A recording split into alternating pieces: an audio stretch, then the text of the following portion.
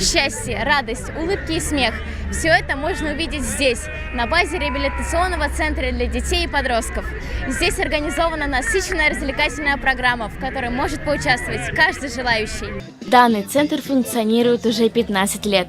За это время специалисты успели оказать помощь более чем 20 тысячам ребятам. Кроме медицинской помощи, есть примеры, когда пациенты развивали свои творческие таланты в таких сферах, как танцы, рисование и многое другое. Если ясным днем в синем небе грянет гром, знай, что это я зову тебя. Как нам рассказали сами ребята, в этом месте они могут не только поправить свое здоровье, но и найти настоящих друзей. Для них реабилитационный центр стал местом дружеских посиделок и разговоров. Юля, расскажи, пожалуйста, что сегодня здесь проходит и какое значение это имеет?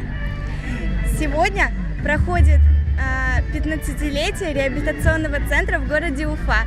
Здесь очень весело, красиво, музыка, выступают дети, а еще здесь есть различные локации, на которых можно делать подделки. Еще здесь есть аквагрим и батут. Как ты думаешь, какая тут самая яркая площадка, куда обязательно стоит сходить?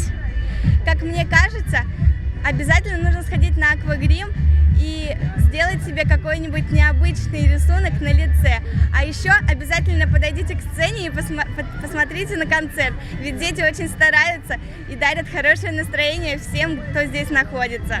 Но ни один реабилитационный центр постарался над созданием этого мероприятия. Организаторами стали также региональная общественная организация «Единство поколений» и Министерство семьи, труда и социальной защиты Республики Башкортостан. Совместными усилиями им удалось собрать более 300 ребят, которые праздновали 15-летие реабилитационного центра в тепле и доброй атмосфере. Что для тебя значит этот реабилитационный центр и почему ты оказалась сегодня именно здесь? Сегодня 15 лет нашему реабилитационному центру.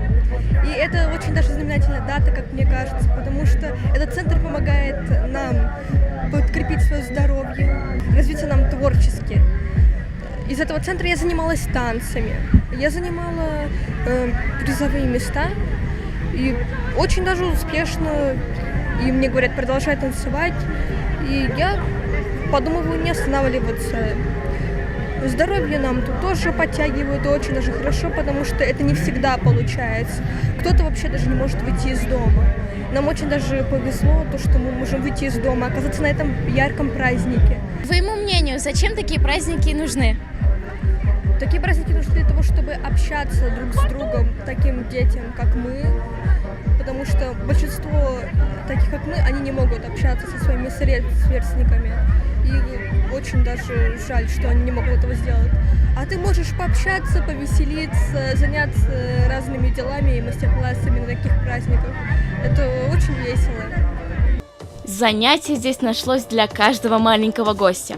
Помимо насыщенной концертной программы с участием звезд башкирской эстрады, ребятам предложили пройти мастер-классы в совершенно разных сферах, начиная от оригами, заканчивая аквагримом.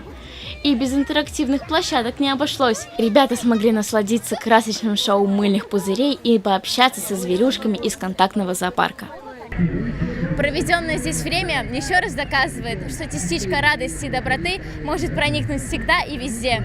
Будьте здоровы! Ангелина Шуваева, Руслан Бикбаев, специально для Горы новостей.